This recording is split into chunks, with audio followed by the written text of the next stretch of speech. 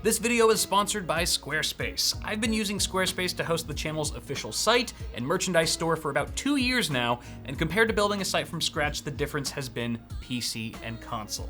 The clean UI makes it easy to create and customize content, embed YouTube videos, social media posts, and add new items to our store. A simplified all-in-one platform means you never have to install, patch, or upgrade anything, and I can tell you firsthand, their 24/7 customer support is better than most tech companies in the PC space. Don't tell them I said that. Squarespace has everything you need for your next domain, website, or online store. Head to squarespace.com for a free trial, and when you're ready to launch, go to squarespace.com/bitwit to save 10% off your first purchase of a website or domain. What's going on, guys? Welcome back to the channel. So for February's PC of the month, I thought it would be a great opportunity to rekindle an old flame of mine. See, back in October of 2016, I put together the Silver build, which till this day ranks as one of my favorite systems I've ever put together, mainly because of its stunning good looks. Like system, like owner, as they say. So I figured what better way to pay homage to this beautiful machine than by making a miniature version of it. That's right, the Silver build is getting its very own mini-me. And not only will the system be significantly smaller and 10 times more durable, but it'll be sporting modern high-end components that go well beyond the performance of its full-size predecessor. I've said it once and I'll say it again, people. Size does not matter. Not that I need to live by that statement. By now, I'm sure you guys are dying to see the rest of the hardware behind me. I know I'm kind of covering up some of the good stuff, so why don't we swap places really quick and take a look at the parts we'll be using for today's build. Our processor is the Intel Core i7-8700K, which is still the fastest gaming CPU on the market. But since we have 2 more cores and 4 more threads than the 6600K we're replacing, this will also make a killer chip for heavily multi-threaded workstation applications, which is pretty sweet. We'll be pairing our CPU with the Asus ROG Strix Z370i Gaming. This guy is loaded with all the features you could ever want on a mini ITX motherboard, but let's face it, I would use this thing even if it didn't have a socket just to have those sexy silver heatsinks. I take that back. It should really have a socket. You know what's nice about the Corsair Dominator Platinum? Everything. Speed, reliability, and oh look, more silver. Yes, this is the same 16GB DDR4 3000 kit that I used in the original Silver build, and I'm doing so again in this one without shame. To honor Papa Silver, I'm sticking with an EVGA GeForce card, but we're upgrading from a GTX 1070 to a 1080 Ti. This card alone is probably worth more than the rest of the parts for this build combined. Now let's move along before it gets awkward. Oh, too late.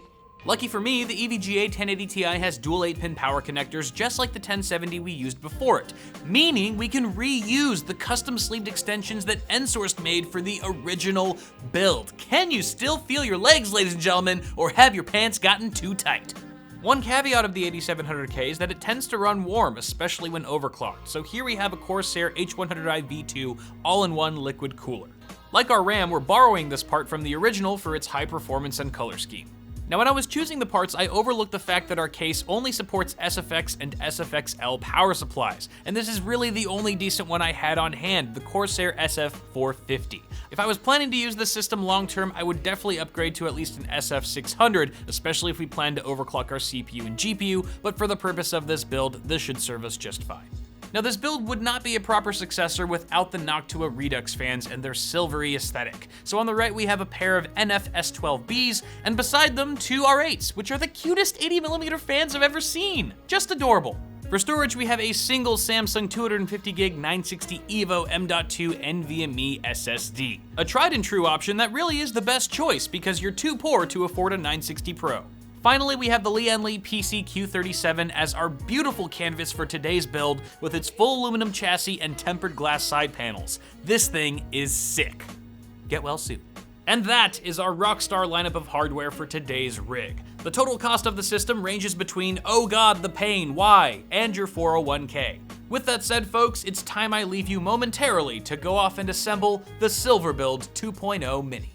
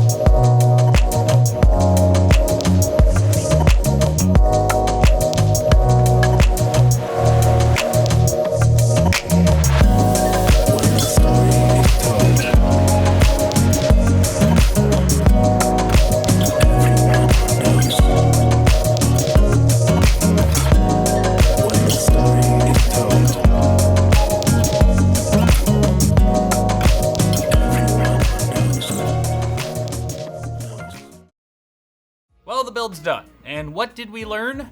We learned that this case is very particular about which GPUs it can actually fit.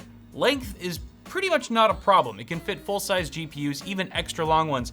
Height, however, is a bottleneck. For example, you might notice we have the original GTX 1070 in here. That's because we could not fit the 1080 Ti inside. It just would not work. It was way too tall. The cooler was just at least a centimeter or so too freaking high. Even this card hardly fit. I had to bend one of the corners of our side panel mounts where the threaded hole is just to get it to fit. And even then, it barely scraped by. After getting the card in, I was sure that the worst was behind me, but no! Turns out, because the cooler's just a little too high for this case, that the 8-pin connectors, particularly the cable sticking out here, don't allow the side panel to close. So here we have an open frame system. Now, since I'm not planning to use this system for anything, I don't really care. In fact, it'll probably get disassembled within the next month or so. But even still, if I was using this as a daily driver or something like that, I might even consider leaving the side panel off. One, because it's incredibly quiet. All the Noctua fans, even the 80mm, are dead quiet. See, I said quiet, not silent, because you can still kind of hear them, but they are really quiet. And there's really not a ton of airflow going to our GPU right now. In fact, I don't know if there's any airflow going to it other than its own fans on the cooler, because you do have the option to install two 120mm on this metal plate underneath the card if you so wish, but I did not. But I'd imagine even if you did mount some fans down here, the GPU, especially a large one like this one, would block any airflow going to the rest of our components. So for that reason, I would probably use this in an open air configuration anyway. Apart from everything that went wrong in the lower half of the system, I am really happy with how it turned out, even though the Corsair logo on our radiator is upside down. That kind of sucks. I could have flipped the radiator, but then the tubes would have been all cramped and bunched up on the left side of the case, and it just wouldn't have worked out well. Of course, like most movies, the original tends to be the best, and there were a few compromises we had to make shrinking down to a small form factor case. For one, there's no room at all for an LED strip. Nowhere that makes sense anyway. We could put one on the glass panel, but that would be dumb.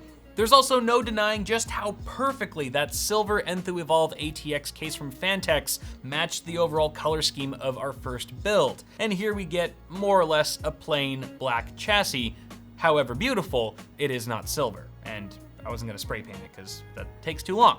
But again, like I said, very happy with how it turned out. You guys let me know what you think, and also stay tuned for part 2 when we test acoustics, thermals, overclocking, benchmarks, and all that fun stuff. Guys, if you enjoyed this video, be sure to toss a like on it before you go, and feel free to subscribe to FLOATPLANE if you want to watch my content a week early without ads. Guys, thanks for watching, have a good one, and I'll see y'all in the next video.